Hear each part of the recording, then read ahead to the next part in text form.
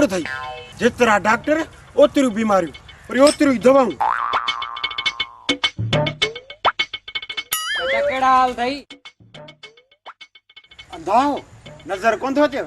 हे हथ में कोरो हे दवाऊं मुंहिंजा हाल सुठा हूंदा? विड़ी छो तो चाचा, मां त तव्हां खां तबियत पुछा कई। कहिड़ो लाचार अथई पुछण जो? हाँ मां तोखे फोन कई त मुंहिंजा हाल जे पुछ, मां मरां थो। न्यापो मोकिलियो मैं, तूं मुंहिंजो माइट आहीं या मां तुंहिंजो माइट आहियां? ॿुधा ॿुधा। अच्छा इंसानियत ख़ातिर पुछबो आहे।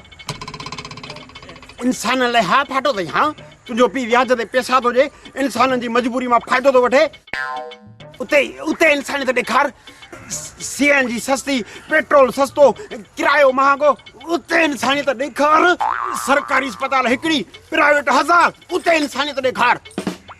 सभु सिंधी भाइर आहियूं चवनि था पर विढ़ण लाइ तयार, उते इंसानियत ॾेखार। छॾीस यार इनका हाल पुछन खकर में खड़ो आनन। सुबह साने चाह ने पापो ने संबोसे जी ज़ारत कईसी, एड़े जे मुंह लगासी इला करे डी सुठो गुजरे। छा थियो मुंहिंजी शिकिल खे? हाँ पापा बिस्कुट में भला, संबोसा सुठा, मुंहिंजी शिकिल बेकार। ऐं हे केरा मुर्दार? ही मुंहिंजो दोस्त आहे ऐं कराची मां आयो आहे। हिन जो नालो छा आहे? मुंहिंजो नालो मुस्तनसर हुसैन आहे। छा? कौन ॿुधई आहे? मुस्तनसर हुसैन। हा हा जेको बि आहे, मां हिन जो नालो वठण बि पसंदि नथो कयां। हलो हितां डरो।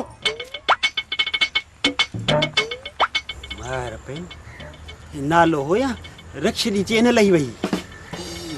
मुतन वॾो वज़न आहे तो नालो हो। नाज़रीन तव्हां बि नालो यादि करण जी कोशिशि कयो ऐं मां जेसि ताईं वज़न लाहे त पोइ ॿई गॾिजी था यादि कयूं। माशाअल्लाह।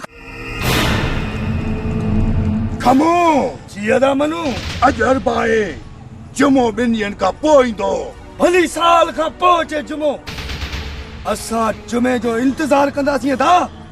तूं रुगो मूंखे सुखी ॿुधा त जुमो केॾी महिल थो अचे? भत भली खाननि में हुजे।